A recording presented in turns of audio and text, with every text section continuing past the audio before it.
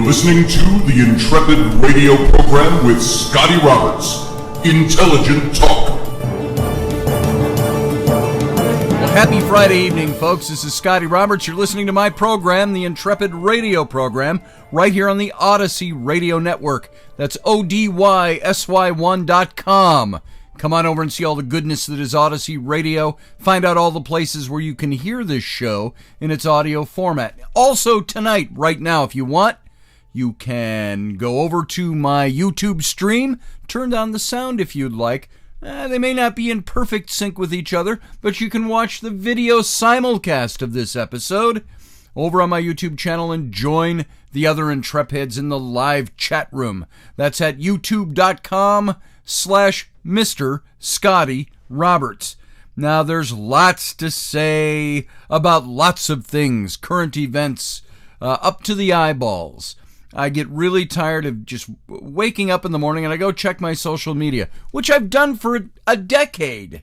But now it just seems that social media is all full of COVID warnings. Then it moves from COVID to racism. Then it moves from racism to the election. Then it goes from the election to masks. And it's just, I'm so tired of it. And so I think you have all had your fill.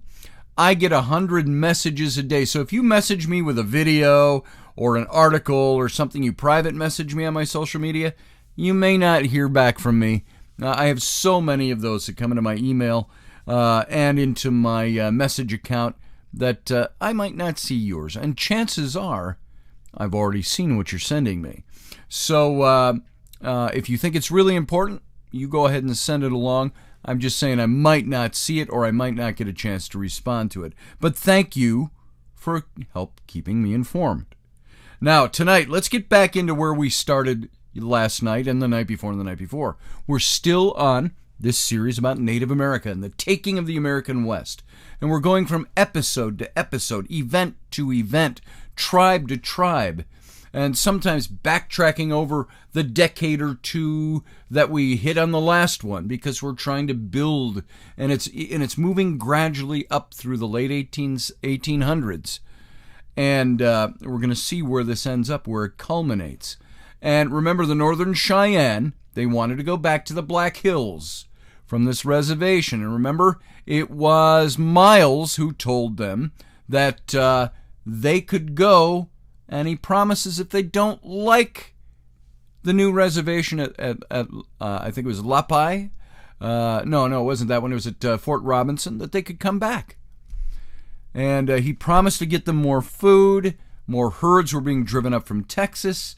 And the Texas Longhorn cattle was scrawny and weak, and the meat was bad. Our people died, kept following one another out of this world. Now, Little Wolf and Dull Knife complained to the agent and the soldier chief at Fort Reno until at last the Army sent out Lieutenant Lawton. And this is Tall White Man, they called him. And he made an inspection, and I'm going to recap this from yesterday, but this was the results of his inspection. He wrote, "They're not getting supplies enough to prevent starvation. Many of their women and children are sick for want of food. A few articles I saw given them, they would not use themselves. They said they would take them to their children who were crying for food. The beef I saw given them was of very poor quality and would not have been considered merchantable for any use. And the post surgeon had no medicines to give them for anything. The Tall White Man called all the chiefs together, not to talk to them, but to listen. And we came down on the word of General Crook, Dull Knife said. We're still strangers in this country. We wish to get settled down where we are to live permanently, and then we'll send our children to the school." And the other chiefs and the headmen indicated their impatience with Dull Knife. Remember, Dull Knife, he's older. He just wants peace for his people. Doesn't want to see them killed off. "Since we've been at this agency," Wild Hog said, "we've drawn from the agent no corn, hard bread, hominy, rice, beans, or salt. Yeast powder and soap only once in a while. The sugar and coffee we get only lasts about 3 days. And it's issued for 7. And beef about the same. The flour's been very bad, very black. We can't make it rise. As for the beef cattle, Wild Hog added, a good many were lame and looked as though they'd been starved to death already. So they were given the worst cattle out of the herds. So other chiefs spoke up, told of the sicknesses and the death among the people. And the Cheyenne had agreed to use the white man's medicine, but they couldn't find a doctor who would give them any. And the tall white man, if he'd only let them go hunting, they said, they could have buffalo meat to make them well again. Now, only their agent was allowed to give them permission to hunt buffalo. And Lawton promised to ask Three Fingers Mackenzie, then commanding at Fort Sill, to intercede with them on their behalf. And Mackenzie, who had made a career of killing Cheyenne and their horses, was able to afford compassion for the survivors, now that they were defenseless. And after receiving Lieutenant Lawton's reports, Three Fingers complained to General Sheridan. "I'm expected to see that Indians behave properly," he said, "whom the government is now starving. And not only that, but starving in flagrant violation of the agreement." And at the same time, now that they're a conquered people, now he can see compassion for them. And at the same time, he advised the commander at Fort Reno, Major John Misner, to cooperate with the agent in obtaining rations for the Cheyenne. Remember, this is treaty. They aren't there with their hands out, the Indians. This is what they were told they would get in exchange for signing the treaty, giving away their lands, giving away their rights. And the U.S. government was not fulfilling their end. If the Indians from hunger run off contrary to the wishes of the agent to get buffalo, do not attempt to cause their return, or the troops will be placed in the position of assisting in a great wrong. This is what Mackenzie said.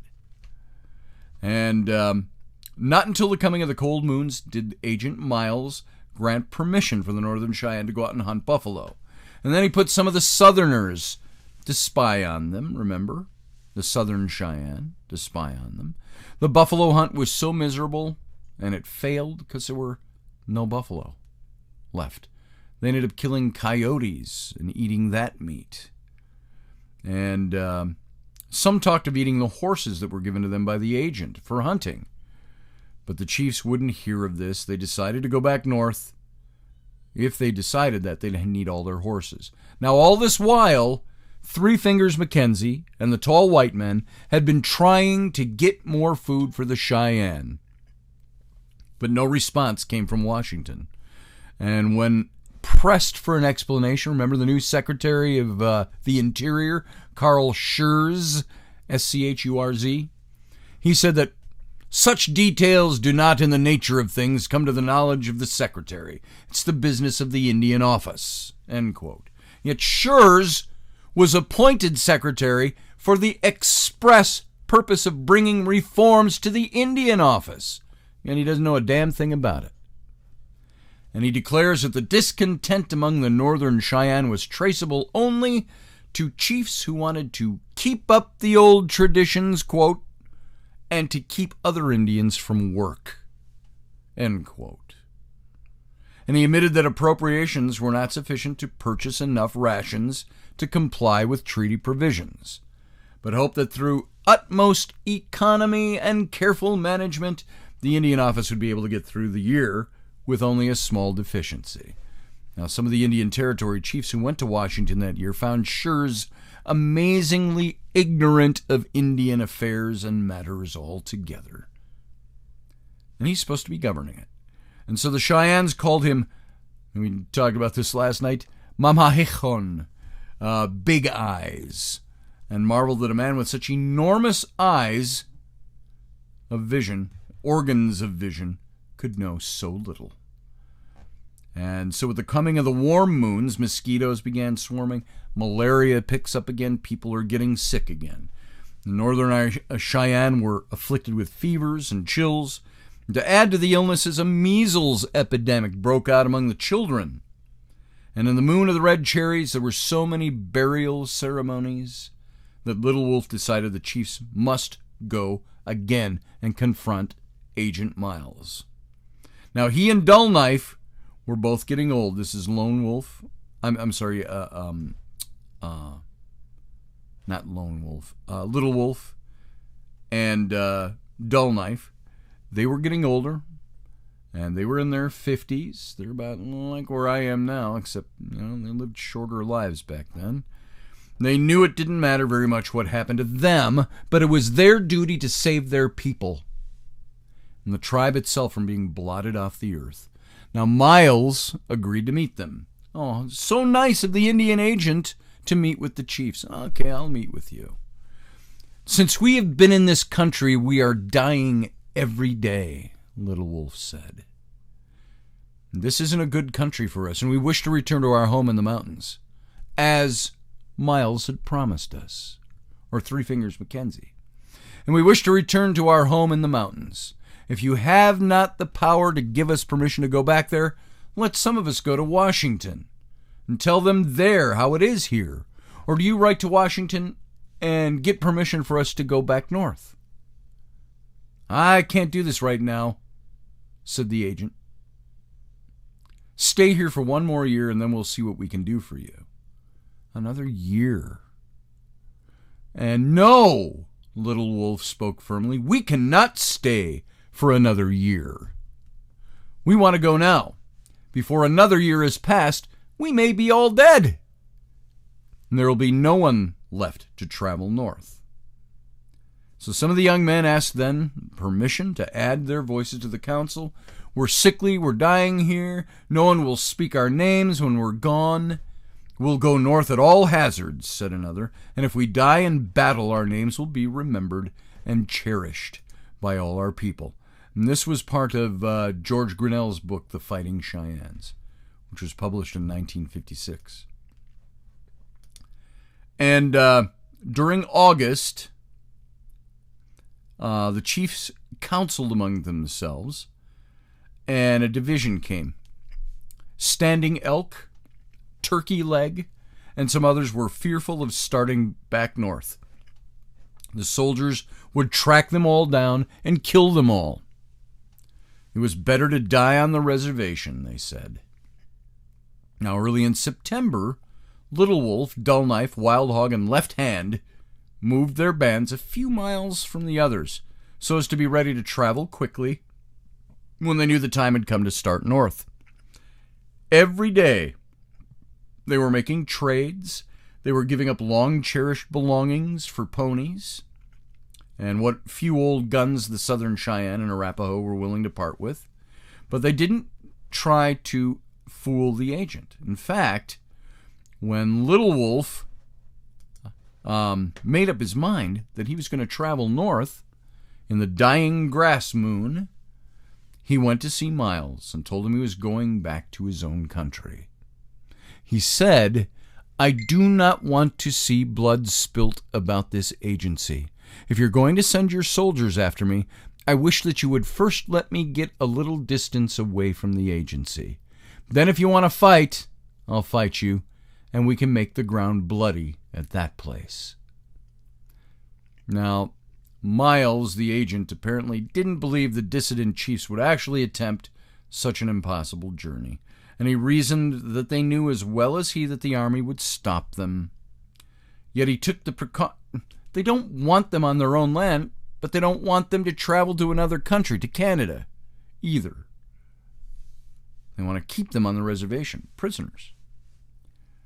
But he took the precaution of sending Edmund Guerriere, the half-breed Southern Cheyenne who had survived Sand Creek in 1864, out to Little Wolf's camp to warn him. If you go, Guerriere told Little Wolf, you're going to have trouble. We don't want trouble, Little Wolf replied. We're not looking for anything of that kind. All we want is to get back to where we came from. That's all they wanted. And so that was his response. This was also from Grinnell's book, by the way, that quote. So during the night of September 9th, Little Wolf and Dull Knife told their people to pack and to be ready to start at first daylight. This is 1878. So September 9th, they left their teepees standing empty behind them. They headed northward across the sand hills. 297 men, women, and children. Less than a third of them were warriors. The strongest of heart in a proud, doomed tribe. There were not enough horses for all, and they took turns at riding and walking. A few young men rode ahead, searching for more ponies, wherever they could find them. In the days when the Cheyenne numbered in the thousands, they had more horses than any of the Plains tribes. They were called the Beautiful People. But fate had turned against them both in the South and in the North. And after 20 years of decimation at the hands of the United States government, they were closer to obliteration than the buffalo. For 3 days they traveled as though they were all driven by this common will, straining nerves, straining muscles. They were showing no mercy to their horses. And on September 13th, 4 days later, they crossed the Cimarron, about 150 miles north of Fort Renos. They made 150 miles with these almost 300 people, men, women, and children, and horses. Made 150 miles in 4 days. They chose a defensive position where four canyons, crisscrossed, and cedar breaks gave the warriors excellent cover. And so the soldiers caught up with them and sent an Arapaho guide into the canyons to parley. The Arapaho made a blanket signs in the air, warning the Cheyenne to turn around and go back to the reservation. When Little Wolf showed himself, the Arapaho moved closer and told him the soldier chief wanted no fight, but if the Cheyenne didn't follow him back to the fort, they'd be attacked. This is the position they're in. We're going north, Little Wolf told him. As it was promised we might when we consented to come down to this country. Remember the promise they were made by Mackenzie, Three Fingers Mackenzie. If you don't, go down to the reservation. If you don't like it there, you can come back. Well, Mackenzie didn't have the authority to do that. I don't think he was lying to them as much as he was unable to do anything about that promise he made. Because he was showing them a bit of compassion. But the Arapaho scout was told they're not coming back. We intended to go peaceably, if possible, to go back to where we came from, without injuring or destroying any property of the white man on the way, and we will attack no one unless we are first attacked, or molested is what he said in his quote. If the soldiers fight us, we'll fight them, and if white men who are not soldiers help to fight us, we're going to fight them also. So, in other words, don't fight us. And this is from C.E. Campbell's book, Down Among the Red Men. It's part of the Kansas State Historical Society. And soon after the Arapaho took Little Wolf's reply back to the soldier chief, it was Captain Joseph Rendelbrock. And the soldiers advanced into the canyons and began firing on them. This was a foolish thing for the soldiers to do because the Cheyenne were hidden all around them in cedar breaks. Now, didn't Little Wolf warn them, I'm not going to fight you, but if you attack us, we're going to fight back. So all day and all night, they kept the soldiers trapped there without water. The following morning, the Cheyenne began slipping away into the north in small parties, leaving the soldiers to retreat. Now, the fight became this running battle across Kansas and into Nebraska, and soldiers swarmed from all the forts, cavalrymen galloping from forts Wallace, Hayes, Dodge, Riley, and Kearney. And remember, this is still just about a year and a half after the Little Bighorn. The U.S. military was on fire to stop the Indians. In revenge, some of them. But they weren't going to take another defeat from this. They sent all these troops out from all these other forts. Infantrymen were riding in railroad cars back and forth along the three parallel iron tracks that ran between the Cimarron and the Platte. To keep moving swiftly, the Cheyennes exchanged their tired mounts for white men's horses. They tried to avoid fights, but the ranchers, the cowboys, and the settlers, even tradesmen in the little towns, joined in the pursuit of these Indians. 10,000 soldiers and 3,000 white men who were not soldiers harried the fleeing Cheyennes increasingly. That's 13,000 against these 300. Only about a third of which were warriors. The rest were women and children. They harried these guys, the Cheyenne, unceasingly, thinning the defending warriors, picking off the old and the young who fell behind. They're killing indiscriminately. And in the last 2 weeks of September, soldiers caught up with them 5 times. But each time they found their way out. And by keeping to rough country, they made it impossible for the soldiers to use wagons or the big guns on wheels. Yet as soon as they escaped from one pursuing column of bluecoats, another was always there to take the place of the one that was left behind. 13,000 against them. And in the first days of the moon of falling leaves, they crossed the Union Pacific Railroad. They forded the Platte River. They raced for the familiar sand hills of Nebraska. And 3 Stars Crook dispatched parallel columns across their path, but admitted that to catch them would be as hard a task as to catch a flock of frightened crows. Now in the mornings, now there was frost on the yellowing grass, but the crisp air was like a tonic after the long hot summer in Indian Territory, and 6 weeks of flight had left their clothing and their blankets in tatters. There was never enough to eat. They were still so short of horses that half the men were taking turns riding and running. At one night camp, the chiefs took account. 34 of those who had started from Indian Territory were missing. Some had scattered during the fights and were making their way north by other trails, but most had died from the white men's bullets. The older people had grown weak, the children were suffering from lack of food and sleep, and a few of them could travel much farther. Dull Knife said that they should go to the Red Cloud's agency and ask Red Cloud to give them food and shelter against the cold moons, which would soon be upon them. And many times they had helped Red Cloud when he was fighting for the Powder River country. Now it was his turn to help the Cheyenne. And Little Wolf scoffed at such talk. He was going to Cheyenne country, to the Tongue River Valley, where they could find plenty of meat and skins and live like Cheyennes again. So we thought. All right, folks, we've got to stop there for this first half of the show. You guys sit tight. We're going out to break, and we'll be right back.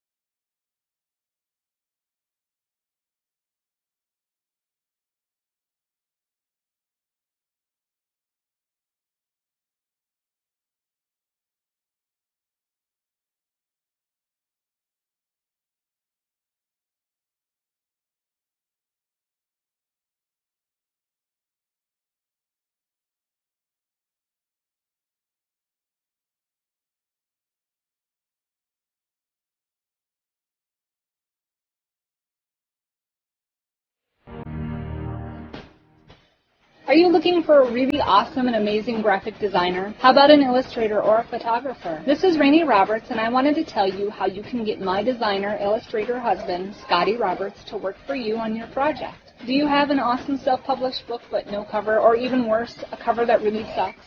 Do you need a kick-ass logo for your company or some f***ing awesome graphic designs for your ads or website? Then get in touch with my husband for the best f***ing awesome kick-ass design and illustration. He knows his stuff, and he's been at this for more years than I've been alive. Go to ScottAllenRoberts.com. That's Scott with 2 T's, ALANROBERTS.com to take a look at his online portfolio of work, or call 651-468-8115. Now go out and kick some ass with some kick-ass graphic design. Hire my dad, so he can take me to Disneyland.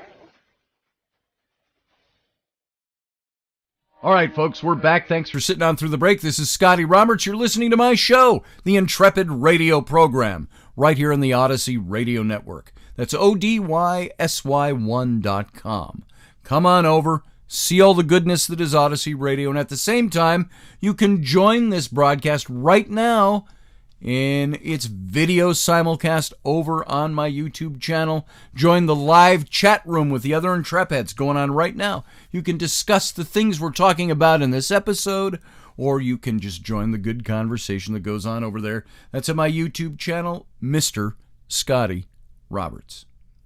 Now, we left off right away, and I want to jump right back into this, that the 297 Cheyenne, about a third of which were warriors, now minus, I think it's 34 to 37 people as they're running, are being pursued. This less than 300 people, about 250 people now, running for the Canadian border, running for their old reservation.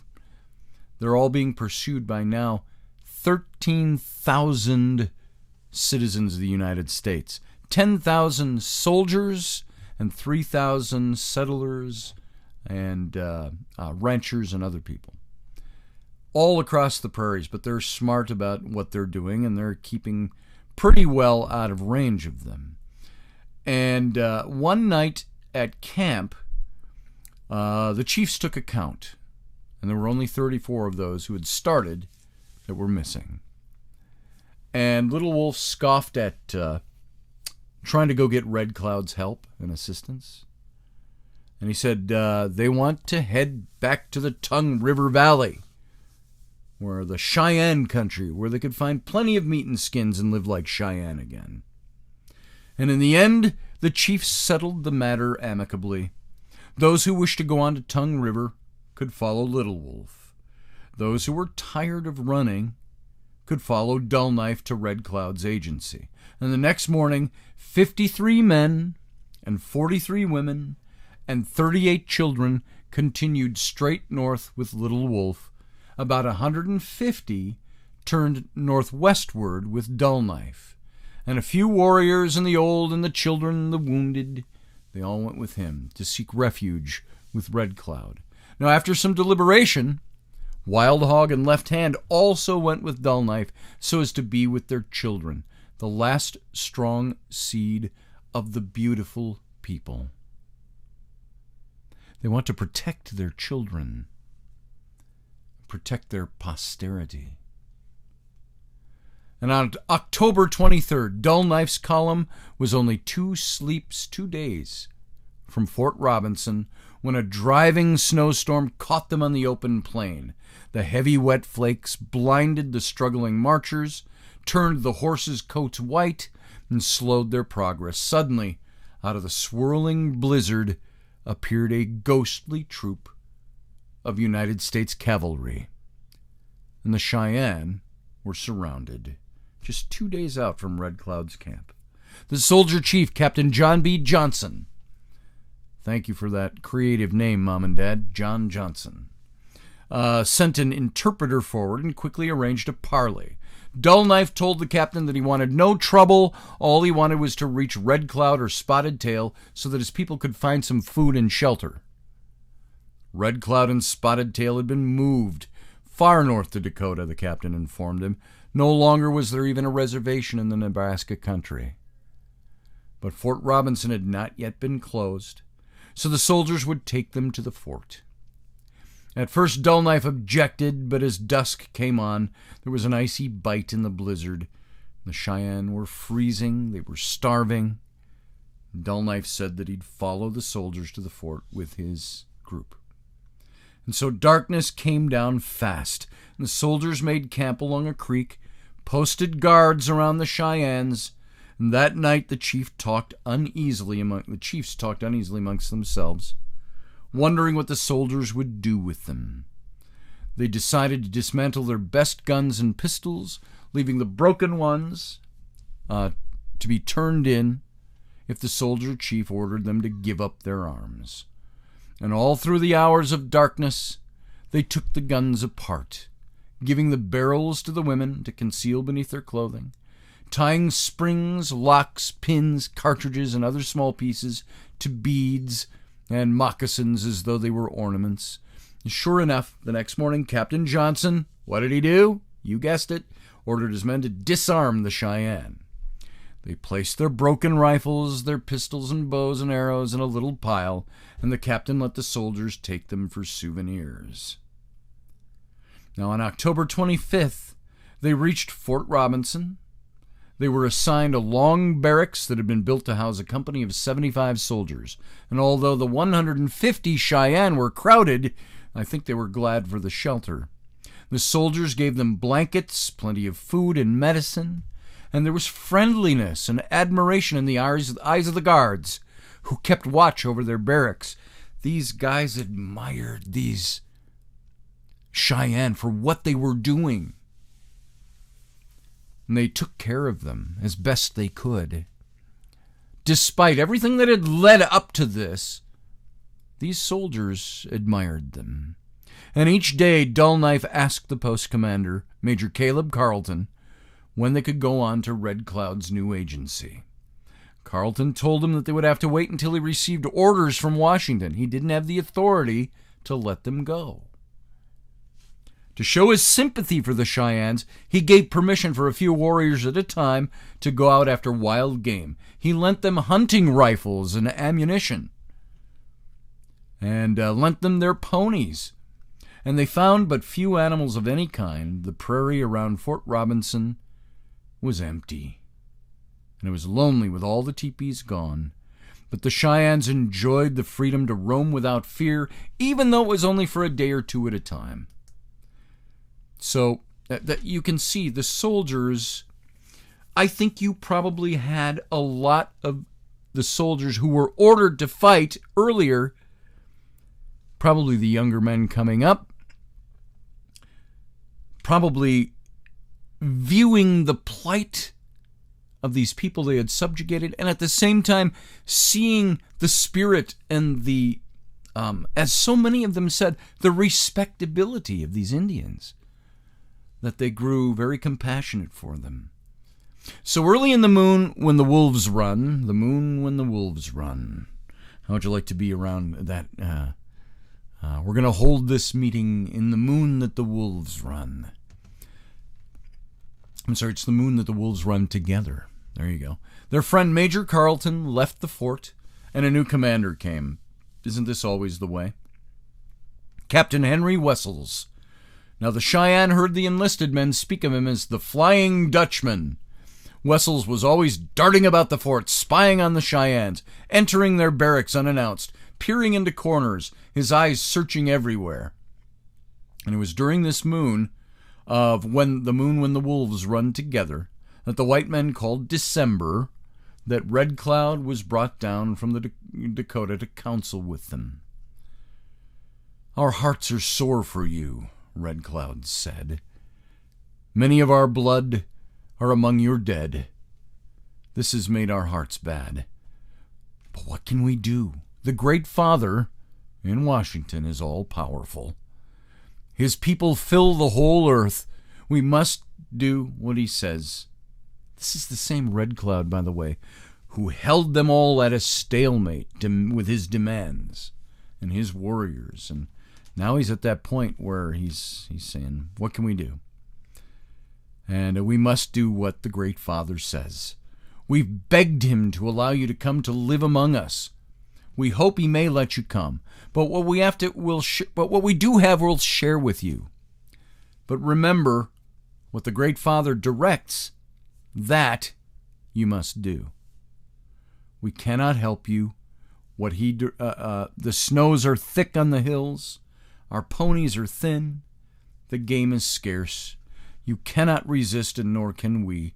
So listen to your old friend and do without complaint what the Great Father tells you to do. So Red Cloud had grown old and cautious in his later years. Dull Knife, he had heard that he was a prisoner on his own Dakota reservation. The Cheyenne chief arose, looking sadly at the seamed face of his old Sioux brother. We know you are our friend. We know you for our friend. Whose words we may believe, he said. We thank you for asking us to share your lands. We hope the Great Father will let us come to you. All we ask is to be allowed to live in peace. I seek no war with anyone. I'm an old man. My fighting days are done. We bowed to the will of the Great Father and went far into the south where he told us to go. And there we found a Cheyenne cannot live. Sickness came among us that made mourning in every lodge. Then the treaty promises were broken. Our rations were short. Those not worn by diseases were wasted by hunger. To stay there meant that all of us would die. Our petitions to the Great Father were unheeded. We thought it better to die fighting to regain our old homes than to perish of sickness. And then our march was begun. The rest you know. So Dull Knife turned toward Captain Wessels. Tell the Great Father that Dull Knife and his people ask only to end their days here in the north where they were born. Tell him we want no more war. We cannot live in the south. There is no game. Here, when the rations are short, we can hunt. Tell him if he lets us stay, Dull Knife's people will hurt no one. Tell him if he tries to send us back, we will butcher each other with our own knives. And that, by the way, that quote is taken from, if I can call it up here, it's taken from, it won't let me call up my quote, my footnote. There it is. This was in Edgar B. Bronze's book, Reminiscences of a Ranchman.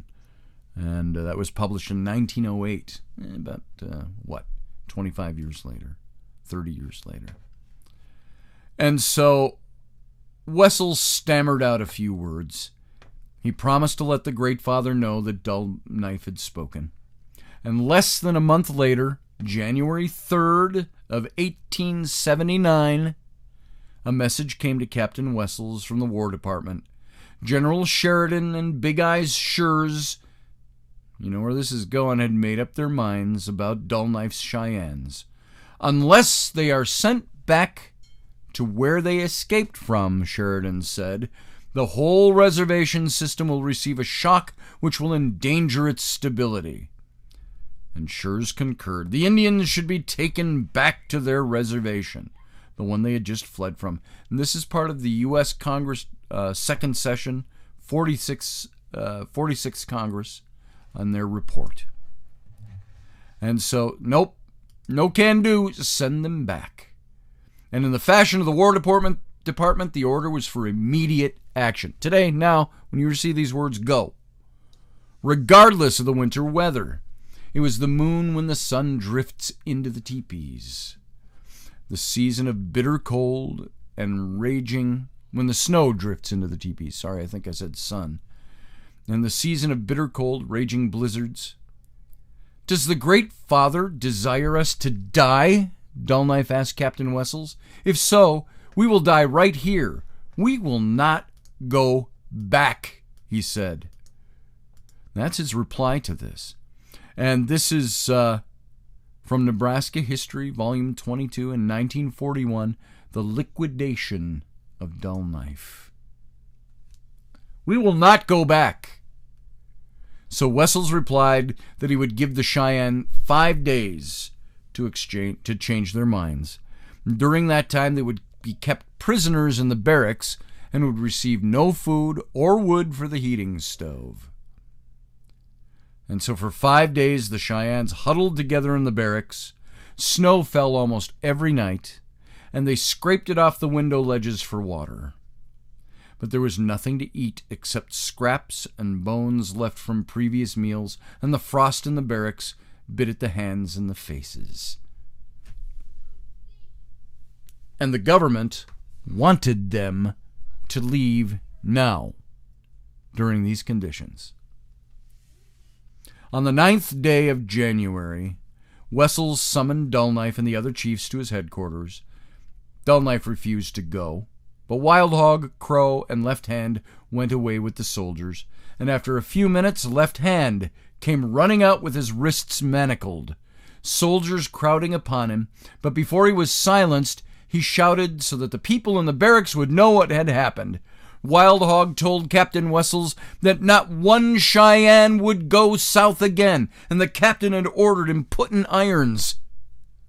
In an attempt to escape, Wild Hog tried to kill the soldiers, but they had overcome him, and he's shackled. And after a while, Wessels came outside the barracks and talked to them through the windows. "Let the women and children out," he ordered, "so they will no longer suffer. We'll all die here together sooner than be sent south," came the answer out of the barracks of all the Cheyenne. And this is part, again, of U.S. congressional documents. Wessels went away, and then the soldiers came and put chains and iron bars over the doors of the barracks. They locked them in. Night came, but moonlight on the snow made everything outside as light as day. It glittered on the steel bayonets of the 6 soldiers who stamped back and forth in their hooded greatcoats. One of the warriors pushed the cold stove aside and lifted a section of planking. Below on the dry earth were 5 gun barrels, the ones they had smuggled in their clothes. Hidden there since the first day. Let me ask you something. If you were in this position, what would you do? Your women, your children, you're being held prisoner, you're locked in. So from ornaments and moccasins, they began collecting all the triggers, all the hammers, the cartridges, the springs, and soon they had the rifles and a few pistols back together again. The young men painted their faces and put on their best clothing, while the women made little stacks of saddles and bundles beneath each window so that everyone would leap out quickly. Then the best marksmen among the warriors took positions at the assigned windows, each choosing one of the guards outside as his target. At 9:45 p.m., the first shots were fired. At the same moment, every window sash burst outward, and the Cheyennes poured from the buildings. Seizing the rifles of the dead and the wounded guards, they ran toward the line of the bluffs, beyond the bounds of the post. They had about 10 minutes' start on foot before the first mounted troops galloped in pursuit, some riding in their winter underwear. The warriors quickly formed a defense line, while the women and the children crossed a creek. Because of their few weapons, the warriors kept firing. They kept falling back. Firing, falling back. More soldiers were coming all the time, fanning out into an envelope arc. And they were shooting every Indian that moved across the snow. And in the first hour of fighting, more than half the Cheyenne warriors were dead. Then the soldiers began overtaking scattered bands of women and children, killing many of them before they could even surrender. And among the dead was Dull Knife's daughter. When morning came, the soldiers herded 65 Cheyenne prisoners, 23 of them wounded, back into Fort Robinson. Most were women and children, and only 38 of those who had escaped were still alive and free, of the 150. 32 were together, moving north through the hills and pursued by 4 companies of cavalry and a battery of mountain artillery. Man, they really did not want these Indians to go back to their homes or to join any other tribe. 6 others were hidden among some rocks only a few miles from the fort. Among the latter was Dull Knife. The others were his wife and his surviving son, his daughter-in-law and his grandchildren, and a young boy named Redbird. And for several days the cavalrymen followed the 32 Cheyennes until at last they trapped them near Hat Creek Bluffs in a deep buffalo wallow.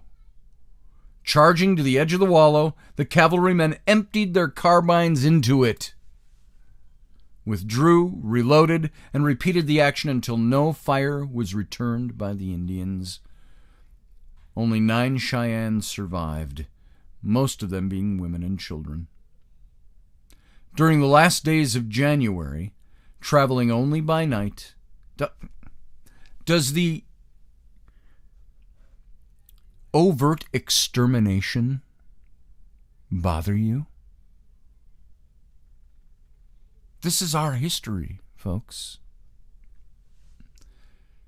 During the last days of January, traveling only by night, Dull Knife and his party made their way north to Pine Ridge Reservation. There they became prisoners on Red Cloud's reservation.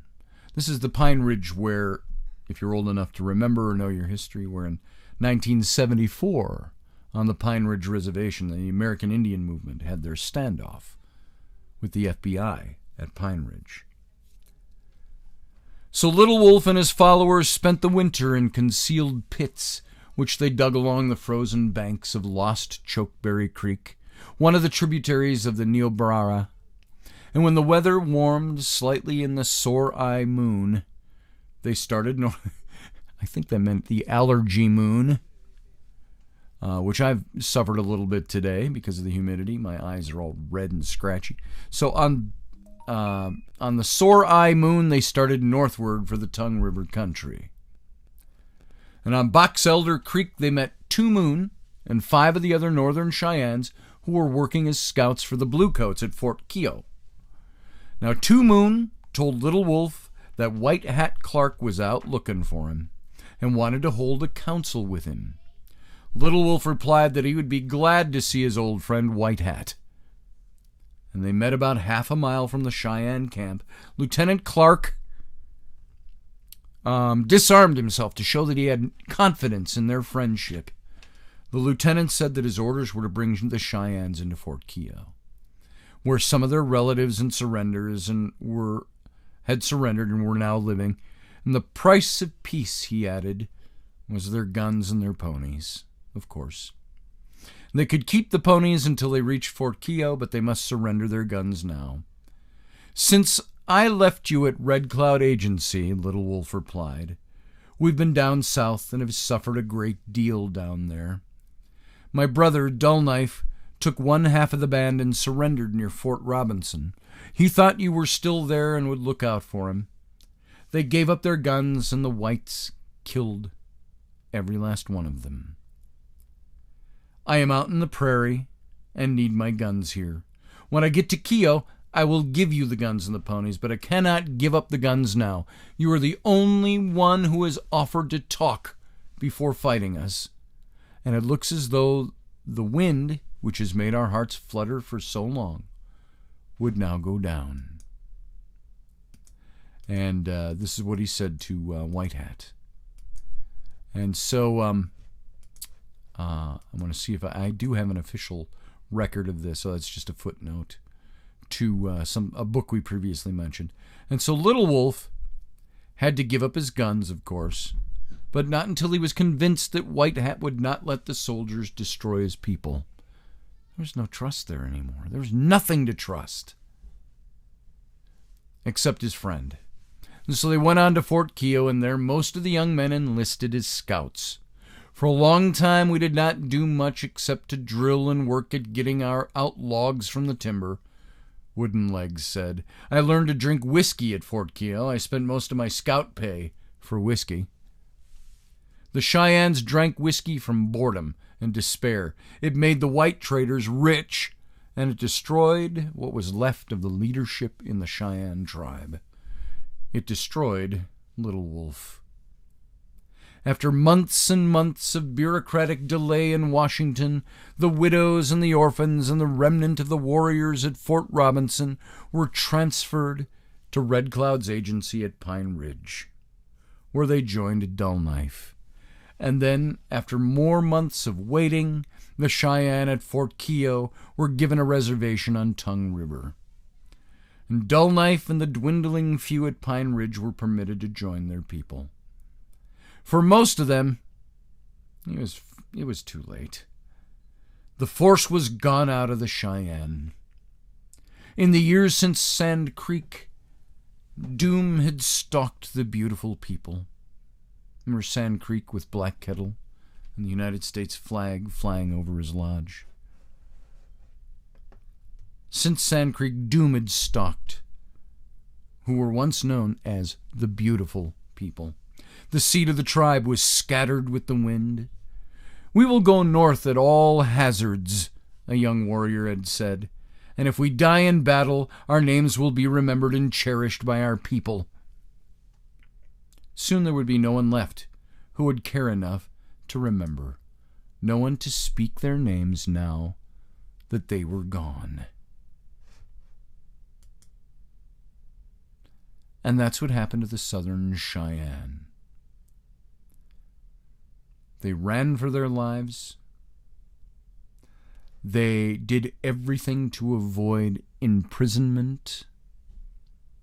And by imprisonment, I don't mean like in Leavenworth or something like that. Imprisonment in their own reservation, which is given to them out of their own country. They did everything they could to fight, only when they had to. Fight when fired upon.